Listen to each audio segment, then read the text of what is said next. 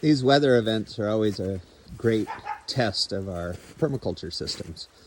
So, built this trellis with some folks here a bunch of years ago. We've got roses and kiwis and grapes on it. Seems to be holding up pretty well here, but over here, the wisteria held so much snow that it broke over here. So now I have to rebuild all this and kind of figure out how to do it without cutting too much of the wisteria back. But design for permanence, that's really the lesson of permaculture. So otherwise you have to deal with these kind of things, usually at an inopportune moment. It makes a big mess. Especially we have all these on-farm workshops coming up, and this is our outdoor classroom here. So got some work to do. So in the future, these will be steel.